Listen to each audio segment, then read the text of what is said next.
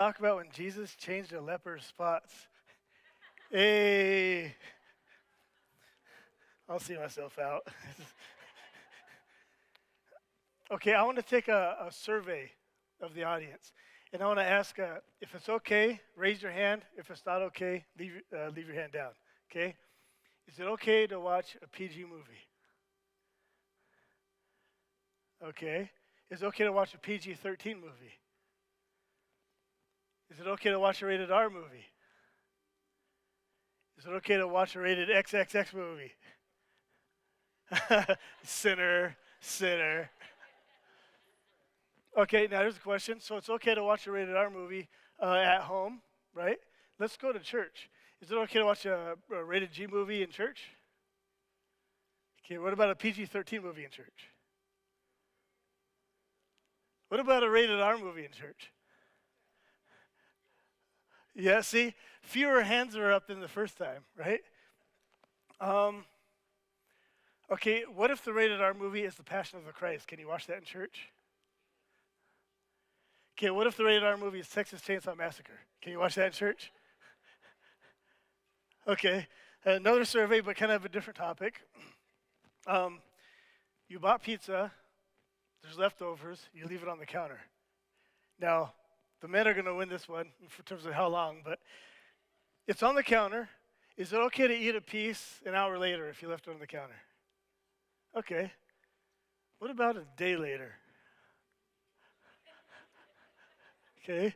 What about 2 days later? And no woman's hand was seen. What about a week later? Uh, I've done it. Yeah, I'm with you, Thad. I've done it. Yeah. Okay, milk in the jug. Is it okay to drink milk from the when the jug's full? What about when there's just a little sliver at the bottom? See, some people are like, I don't like touching the last stuff because that's the leftover backwash from the kids, right?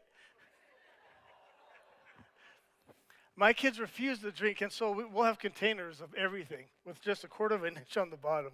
Drives me crazy because I can't throw anything away. So then I'm like slamming a little bit of orange juice, a little bit of milk, a little bit of this, a little of that, just so I can make room in the fridge. So it's interesting where we put the boundaries over what's okay and what's not okay. And the boundaries aren't always moral. Sometimes the boundary is just about what grosses you out and what doesn't. And so when Jesus says he interacts with a leper today, a leper is a person with some kind of skin problem. We don't know what. There's all kinds of skin problems. And it was just kind of a catch-all term back then, so we don't know exactly what his condition was. He could have just had a couple spots, and he could have looked like the guy from Braveheart, you know, the uncle near the end of his life, where he's all rah. That guy. That was not a good reference for me to choose. Like he could have looked like a zombie. You know, it could have been really, really bad. We don't know where this guy was at on the spectrum. But in the ancient world, everybody with a skin disease was unclean. So they were in this category of off limits. They were outside the boundaries.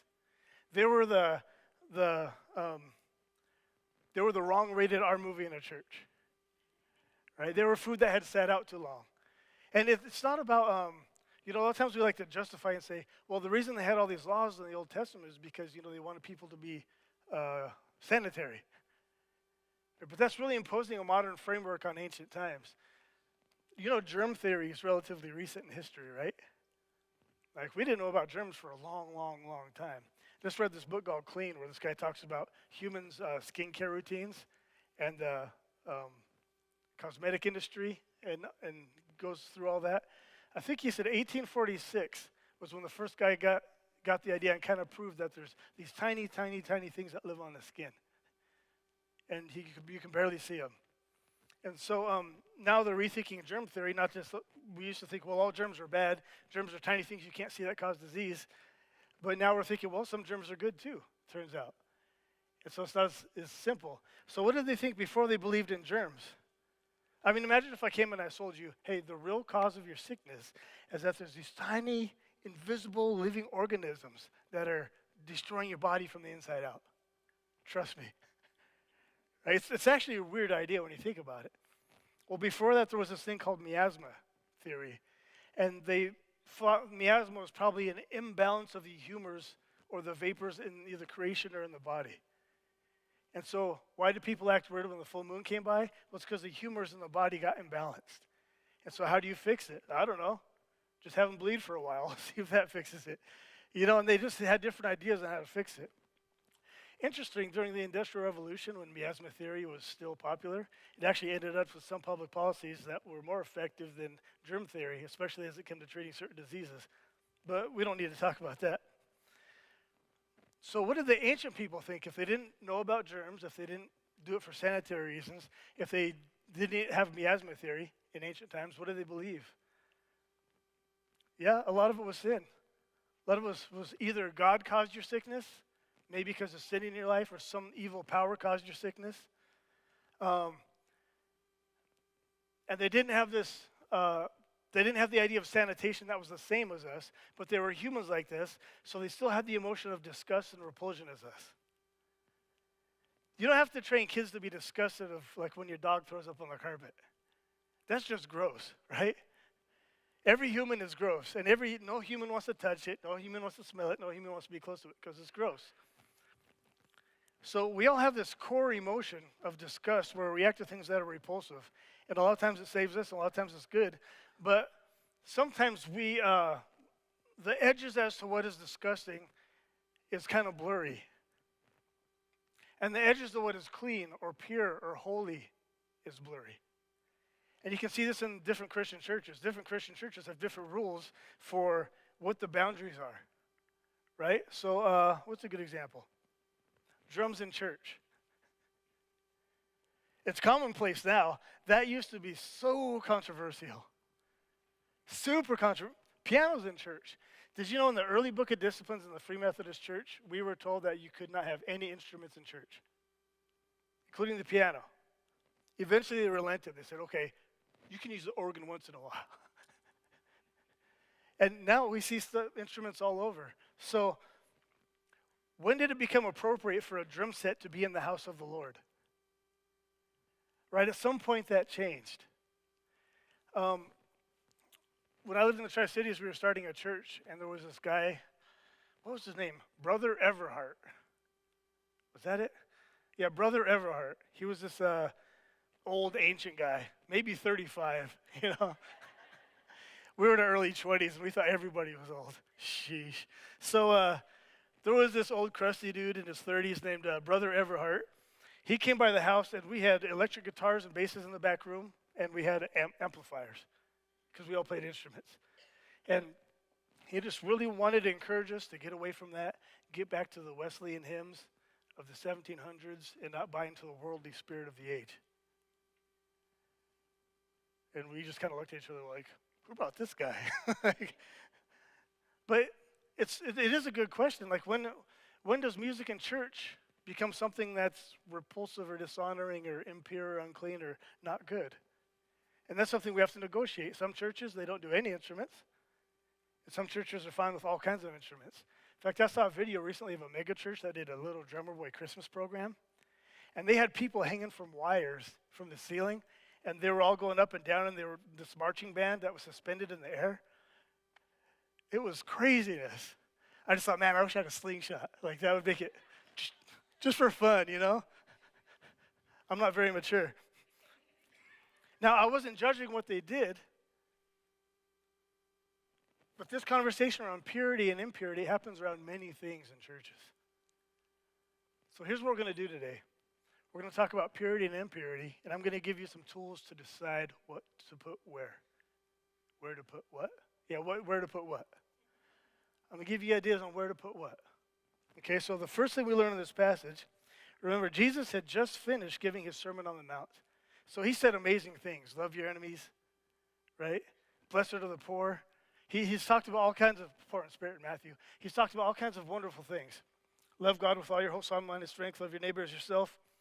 So he's done this whole sermon, and then he comes down from the mountainside after preaching it. So it says, large crowds followed Jesus as he came down the mountainside. Suddenly a man with leprosy approached him and knelt before him. Lord, the man said, if you are willing, you can make me clean. So he's unclean. He wants Jesus to make him clean. But what does it mean if you're unclean? In that day and age, if you were unclean with leprosy, that meant that, again, either an evil spirit had made you sick or God had made you sick for some kind of hidden sin. And it meant that you were supposed to be separated from other people who didn't have that condition. Because what would happen is if I come into contact with someone with leprosy, they might make me unclean. Now, they weren't thinking of contagions. It would just make them unclean.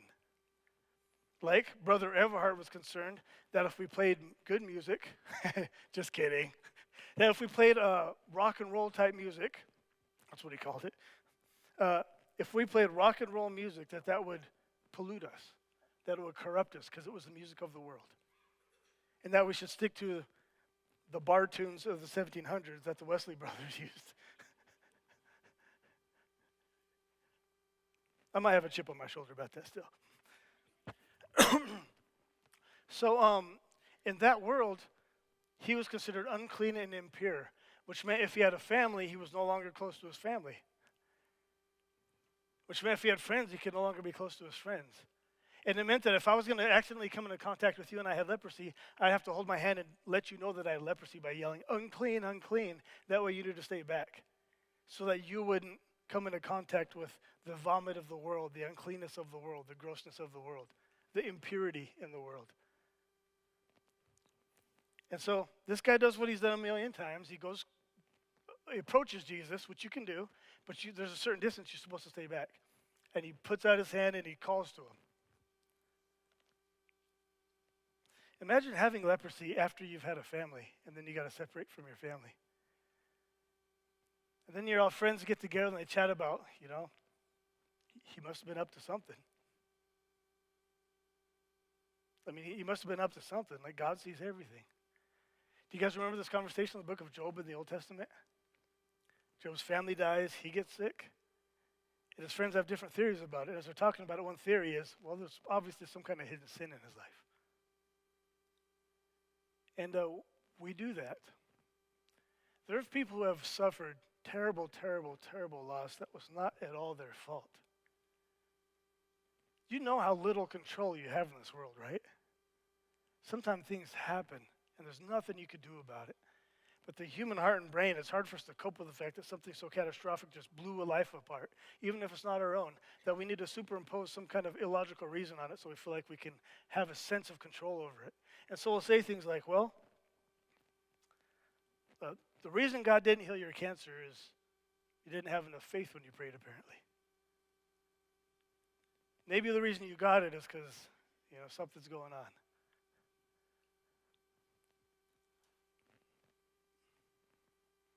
As a pastor, this is stuff I've actually heard people say. And I want to extend to those people the right hand of fellowship. So let's see if Jesus takes the same perspective. He says, Lord, if you are willing, you can heal me and make me clean. Jesus gives the most simple reply. I'm willing. And then I love this detail in this story. Because we know now, we're about to learn Jesus can heal from a distance. And I like to think that's why Matthew put these stories side by side, because Mark doesn't have them side by side. They're different. So when Matthew puts them side by side, I'd like to think the reason we learn that he can heal a soldier's servant is from a distance, he just has the power to do that. So, if I phone call into Jesus, it's like those con artists on Christian TV that sell you a photocopy of their hand, or they have you put your hand on the TV and they pray for you, and they say they can heal you with a small donation that shows your faith, right? Well, Jesus actually can heal you. No donation necessary. And so what he does is he heals the soldier's son from a distance. But I love this detail in this text. Jesus reached out and touched him. I am willing, he said, be healed. He didn't have to touch him. On purpose, as if to make a point, Jesus messes up the boundary. There was this line there. The leper wasn't supposed to cross it. Jesus wasn't supposed to cross it. There's a way for us to stay clean. We separate ourselves from uncleanness, and we stay away from things that disgust us. And Jesus walks right across the border, and he touches the guy. Might have been his first human touch in months. Who knows? And I love that detail that Jesus crosses over that boundary and he touches him. Because Jesus knows when he touches a sinner, it's not he who becomes unclean, but it's the sinner who's made clean. That's the power of the grace of God. And we forget that. Some of us think we've sinned in a certain way, or we feel a certain way about ourselves, and we assume, somehow God's grace can't break past that. Yeah, it's for everybody else, but it's not for me, and it's not in this one place in my life. And this passage is showing you that Jesus could reach into any diseased or hurt part of your life, and he'll touch it, and he'll be close to you, and he'll make it clean. And he actually does this physically in the flesh to this leper. This is one of my favorite stories in the Bible.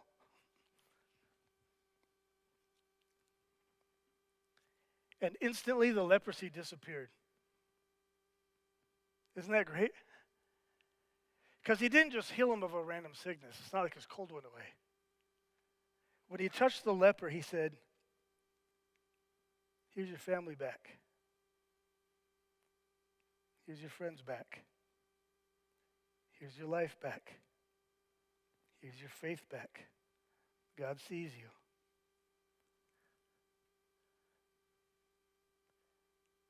It's more than just curing a flu.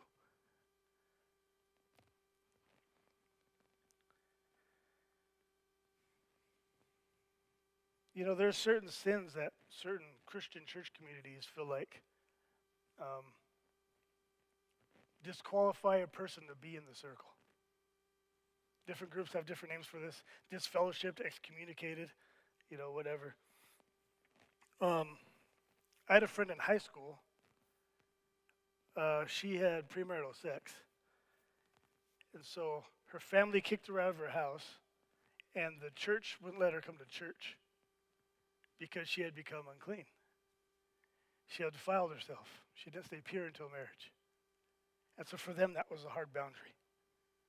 It wasn't just, hey, some churches don't even think that's a sin. We do. We like sex within marriage. So we do. But it's one thing to say, hey, we disagree with you doing that. We love you. We still want to care for you. And saying, get the hell out. That's a huge difference, isn't it? And by the way, when I say get the hell out, I mean that literally. Because a person goes into a new category when they become unclean. It's like they become this creature of hell. And when you cast the sin out away and you send the goat away from the community, it's like you're sending Satan away from yourself. And a lot of communities think the way to stay pure is to keep the sin outside of the doors. And so that's one version to approach these boundaries, is to separate yourself. And there's communities that do this to an extreme amount. Well, I'm not going to name any groups, but you guys know who I'm talking about, right? There's different groups that will separate themselves from the world, and they'll set up a whole different society, and they'll live in a whole different way just to keep the sin away. And then there's other groups on the other side. They don't separate. They just totally accommodate, 100%. Like, well, the Bible's just a book. It was written by man. It's just a bunch of silly rules. We can do whatever we want. We'll pick and choose and kind of just make it whatever. Jesus seems to have a different approach here from either one of those. He enters into the world. He's in it, but he's not of it. And he brings the light into the dark.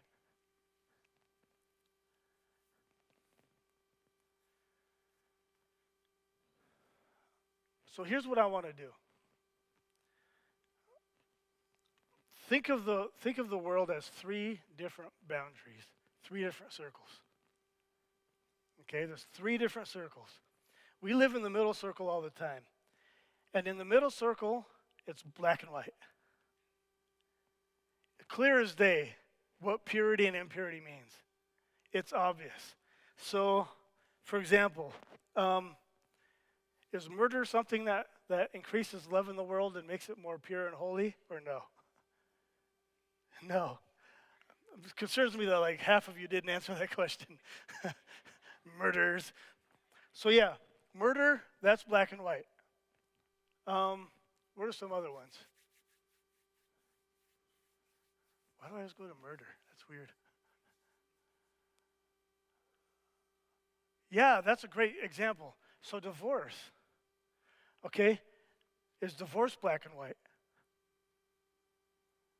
Is divorce always wrong or always right? You're like, right? It depends. I don't know. So that's not in the first circle. That's in the second circle where everything's gray. And we can get general impressions like divorce. Yeah, the Bible says God hates divorce. If you know people who've gotten divorced, they didn't like it either. Like, it's not fun. It costs way more than you thought it would. You're still connected to the person long after you got divorced, especially if you have kids, way more than you thought you would. They usually live in your head rent-free for years. And so you still have some kind of psychological relationship with them. I mean, divorce is just a train wreck.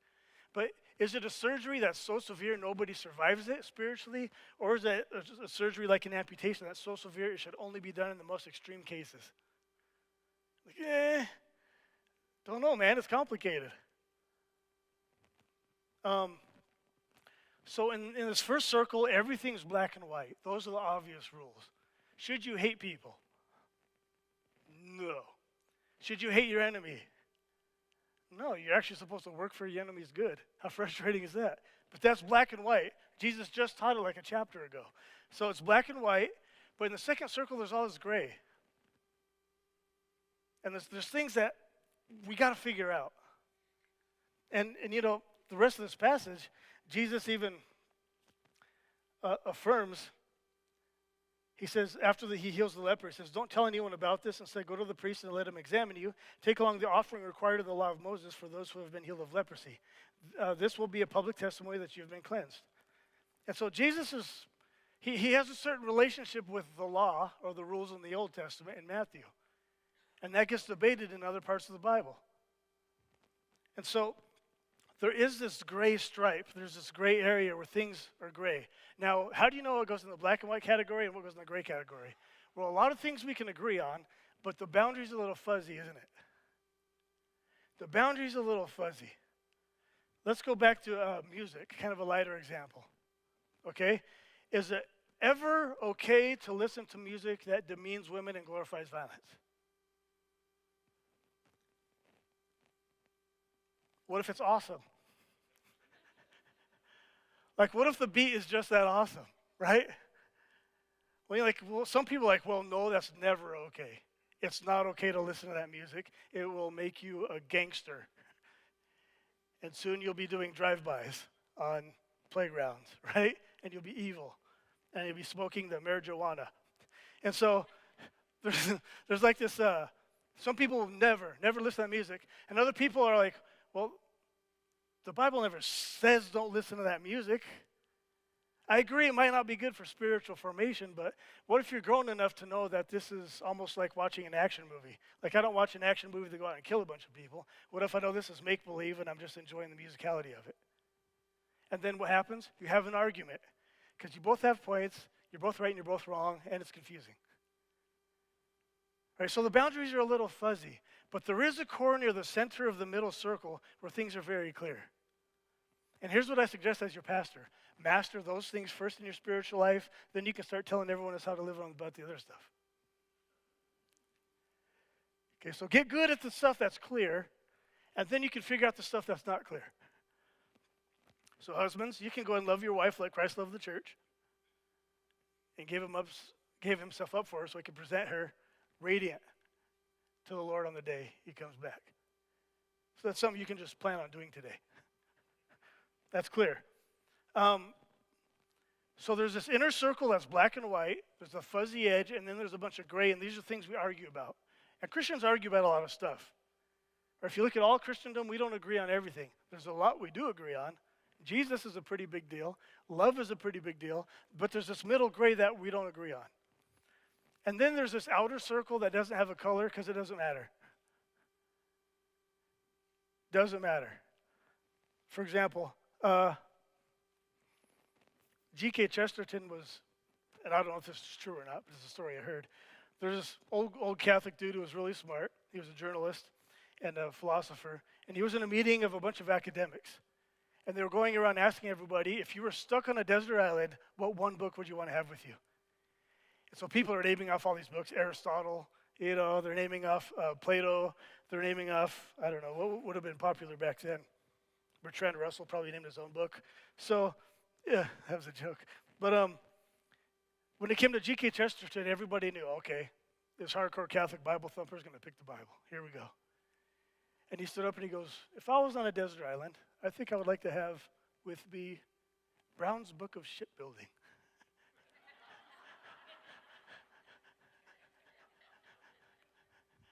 See, there's some knowledge and truth of the world that the Bible doesn't touch on.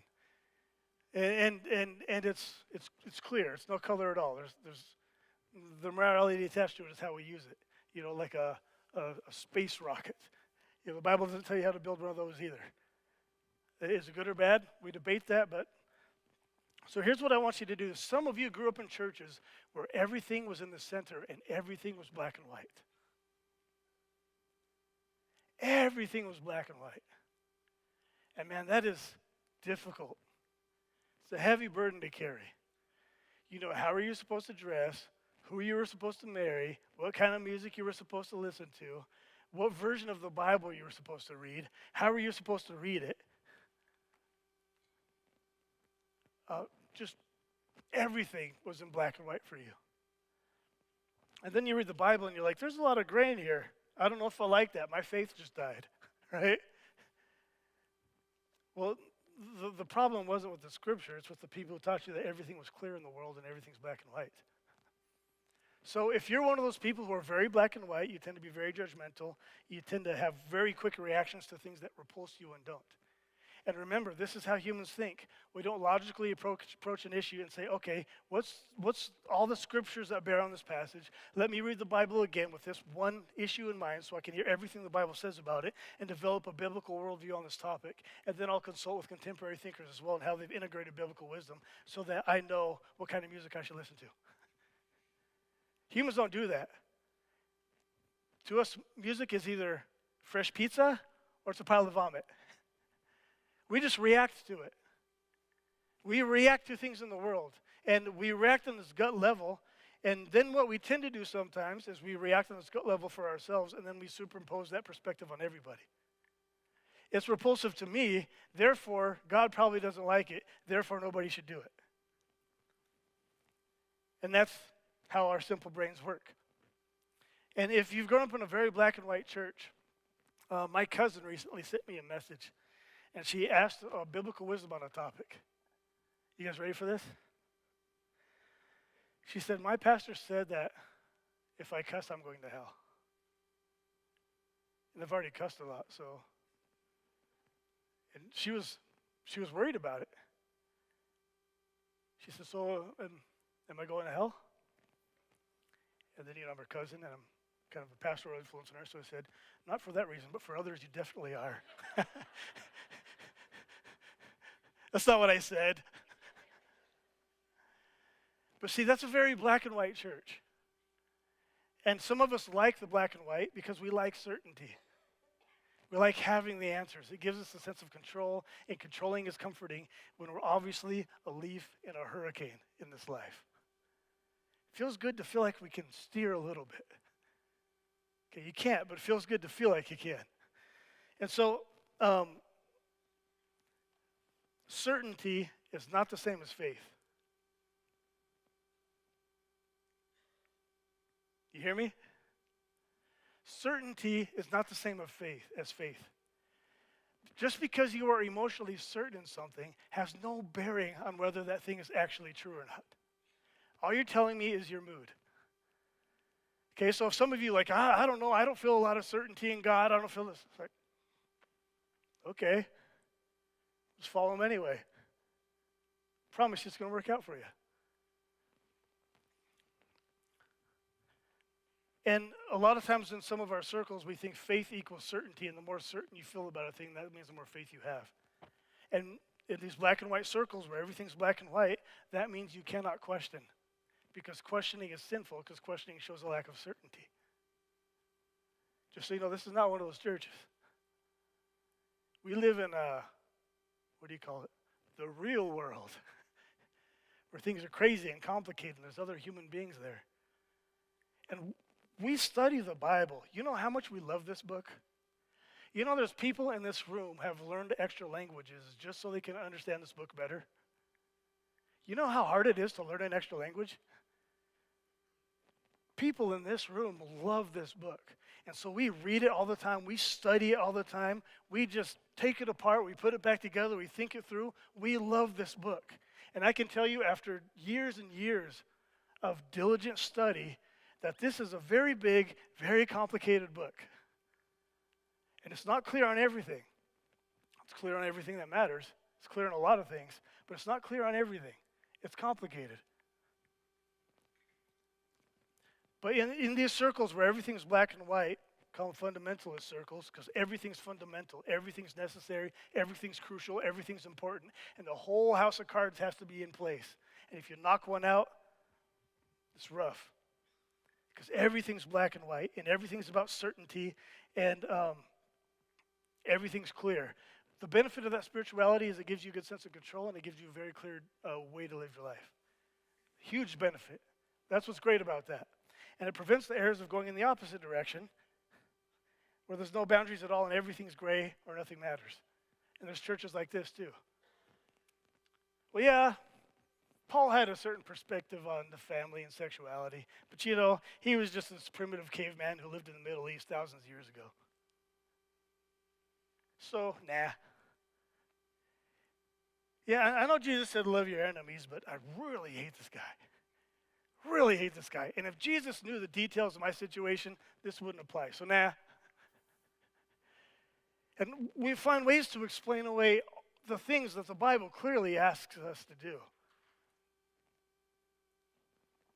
And so, if the error of being on that side is everything's fundamental, everything's black and white, there's no room to doubt and negotiate and figure things out, there's no confusion at all, the problem on this side is you don't just have a cross without a Christ, you have a cross without a cross. It's like, you know why I like Jesus? Because once in a while he had a pretty good idea. And if I like his ideas once in a while, I might actually implement that once in a while. We all know that's a joke, right?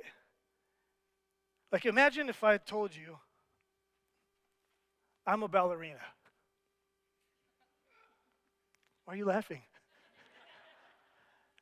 That hurts. That hurts, church. I'm a ballerina. Why are you a ballerina? Well, once a week on a Sunday morning, I'll watch ballet on TV. And once in a while, I'll even open up a book about ballet and learn a technique or two and read about it. Once in a while. Therefore, I'm a professional ballerino.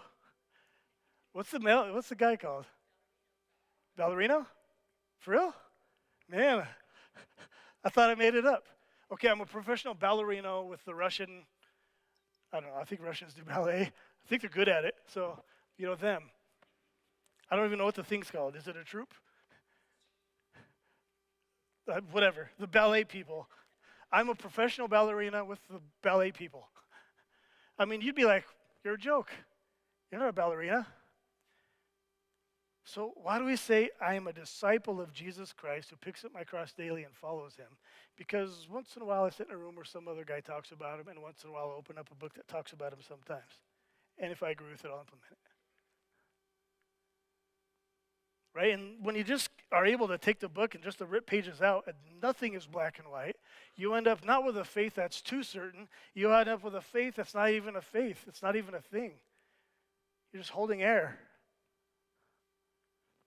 So there's a middle road that's better, where you struggle through things, you figure out what's black and white, you figure out what's in the gray, you figure out what's in that clear circle. You have room to doubt. You have room to question things you learned about God when you were younger. It turns out sometimes the things we've learned about God in the past aren't true. You know that, right? So sometimes as we mature and grow and we learn things, we remodel our faith and it becomes a stronger building.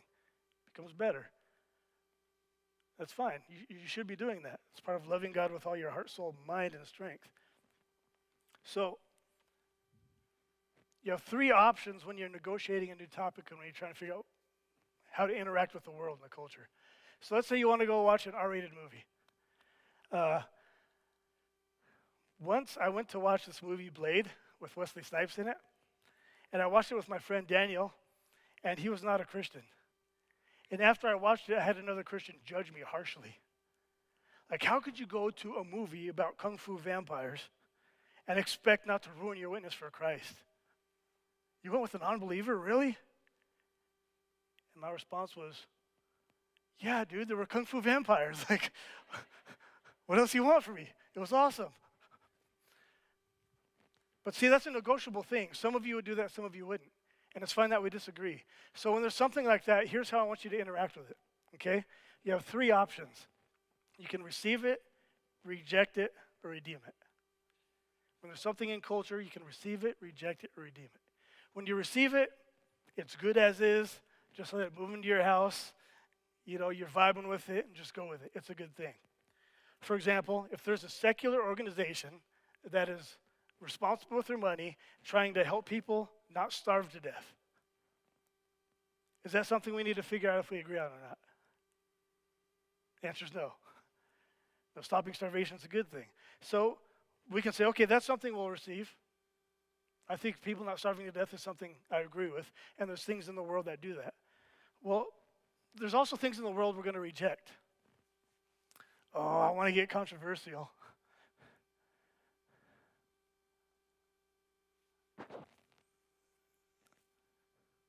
I'm going to. Might as well. It's almost my day off.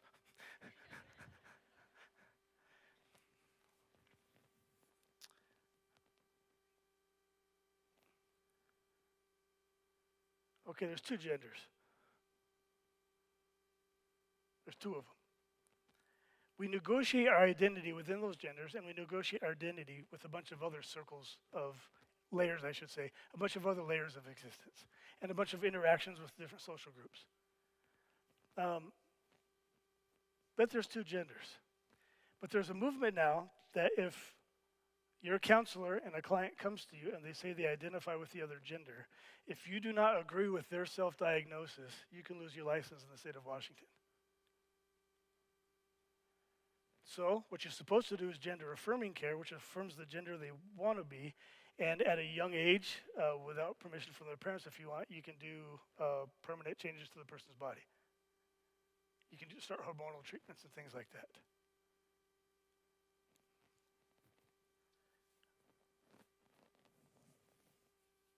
It's not good. That's not good. That's wrong. That's something to reject. Now, what we don't want to reject are people who are figuring themselves out. Because you know that's what you're supposed to do when you're adolescent, right? You're supposed to try on a bunch of identities and figure out which one you are. I had a friend who was super into country music one week. The next week he was totally into hip-hop. When he was in the country, he had a big old belt, cowboy boots, and a cowboy hat. A few months later, he was sagging his pants. Hey, what's up? What's up, dog? You know? I'm like, what? Wasn't it Howdy Partner 2 months ago?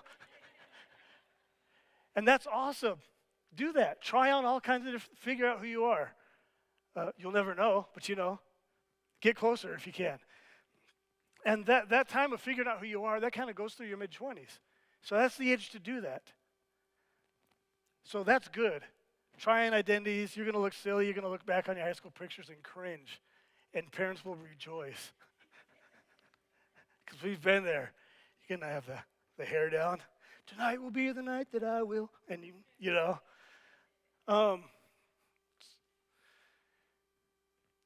That part is not what we're rejecting.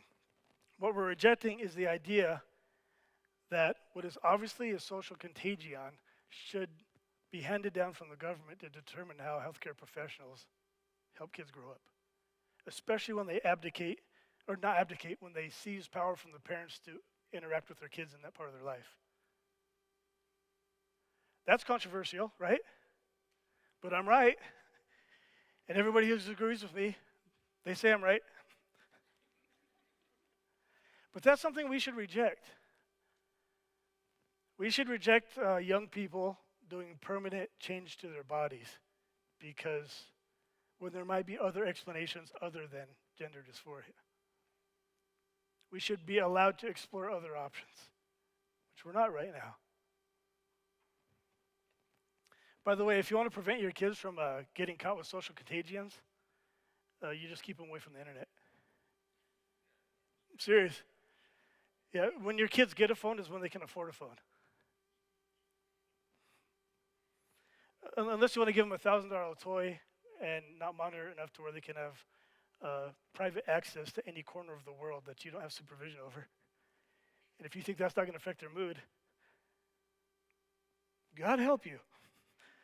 So, you can reject things in culture when the culture brings it to you. What's something else we should reject? Let me be more positive. What's something else we should reject people hating each other over political differences. We should reject it. And I see people using Jesus to empower it. We should reject that. The world buys into that, right? We should not. So there's things we should receive, there's things we should reject, and then there's things we should redeem. Some things could work, but they need a little tweaking. Like, let's say you're not down with Tupac Shakur or Notorious Big, right? You don't like the gangster rapping. You can listen to NF. That's a good rapper right there. And I won't get into it. But what's awesome about him is he uses his lyrics as part of their percussion. And so he doesn't rely totally on the beat to make the song work. And it's rare that rappers do that. In addition to the wordplay and the lyricism, there's a percussive element to his cadence. It's really cool. So that's an option. You could redeem it.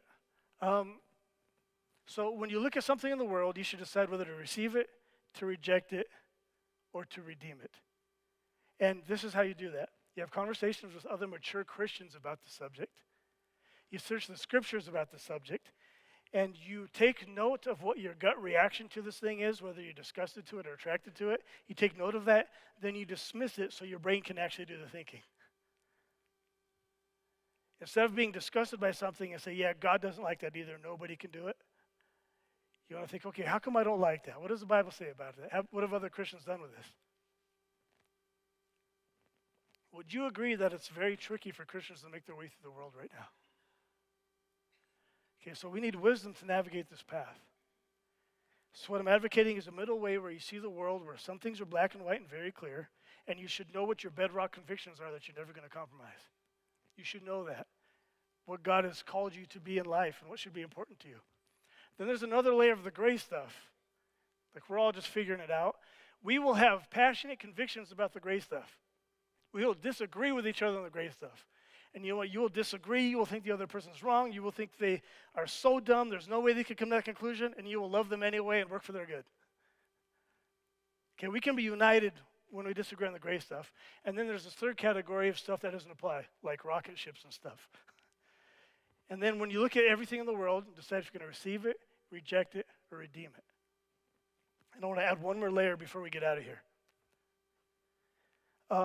Just because God has given you a conviction for you, it doesn't mean it's a conviction for everybody. And just because God has given you a conviction for you, it doesn't mean it's not a rule for everybody. So, a good example is drinking. I like this one. Excuse me, should Christians drink? Who thinks Christians can drink alcohol? Who thinks we shouldn't drink ever? Nobody? You guys are a bunch of alcoholics.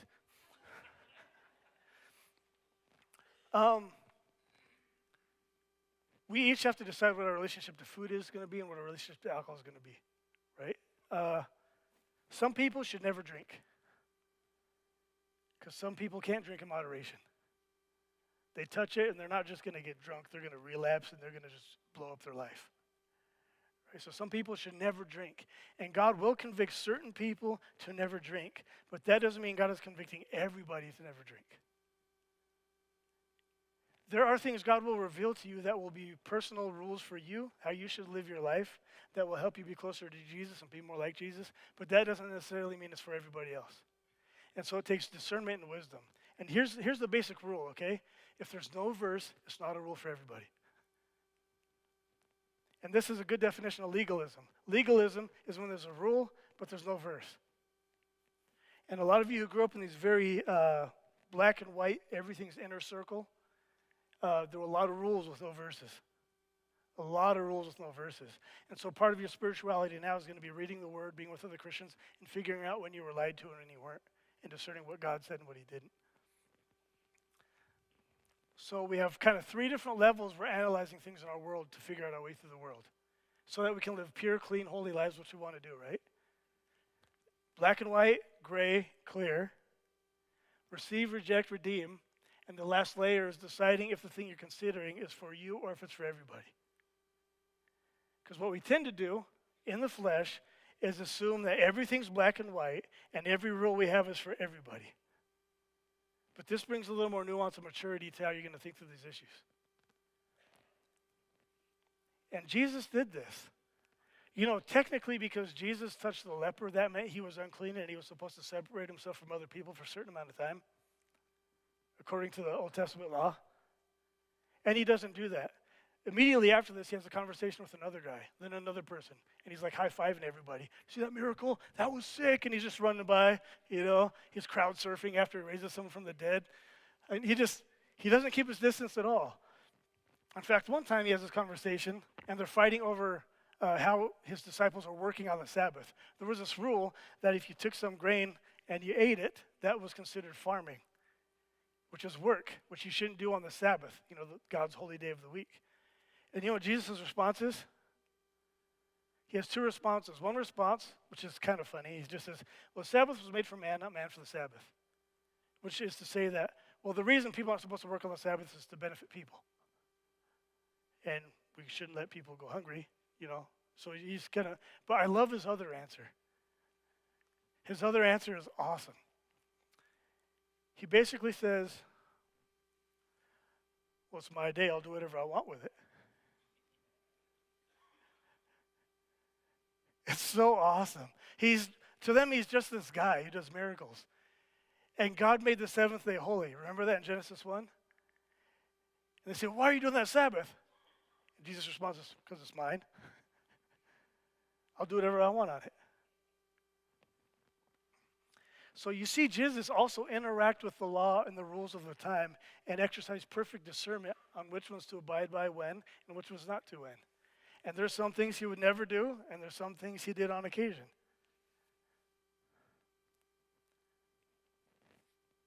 But why is it important to know how to navigate your way through the world? And the sequence here is so important. And here's what I'm going to close with. The sequence is so important. It's important to know that the reason God touches you and doesn't heal you from a distance, that the reason God is willing to walk also to you and be in your life, it's because he loves you. And he loves you before you know the rules. He loves you regardless of which of these little circles you grew up in. He loves you regardless of your knowledge level. He loves you regardless of the things you've done in the past, the things you will do.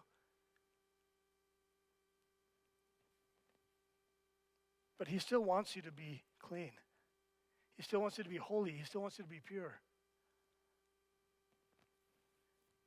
And so on our side, we need to be willing to come to the Lord and ask for the miracle. So make it a regular practice in your life to spend time with the Lord, to pray, to talk with other Christians, to think through all these issues so that you can live a holy life. And if you've grown up in a very oppressive, everything is black and white context, you'll need to reconsider that. And some of you have gotten so disenfranchised and so discouraged from the church, because Christians are so human, that you just kind of scuttled everything. Like, well, Jesus kind of works for me, I guess, but it doesn't seem to work for anybody else. The church is a joke. Christians are a joke. None of it works. They're meaner than everybody else. And you've kind of swung too far to this opposite side to where now faith is how your mood expresses itself in that moment when you're living your life. But there's this middle ground where you can believe in love, but you also have to practice it and interact with people who are really annoying. Okay? So pray, spend time with the Lord, talk these issues over with other Christians. Keep in mind all these tools I've given you today to evaluate different things. But remember, the bottom line of it all is it's God's love that reaches out and touches you because he wants to make you clean. He wants to make you holy. And I think that's good news. I think that's good because I need to be more like Jesus. My life needs to be more godly, which is the perfect word for it. I don't know why, man, but I go to bed, I'm unconscious, I wake up, and I wake up somehow, I've drifted from God while I was sleeping. And then I go into the world, and the world just starts pulling me away. It starts tugging me, and it starts whispering in my ear. So it's important for every Christian to regularly be willing to come to the Lord and ask for that cleansing, ask for that holiness, ask for that purification, and ask for the discernment so you know the category.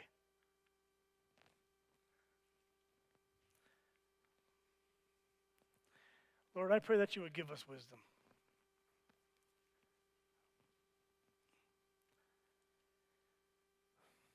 Lord, give us humility. Lord, help us to see things as you see them.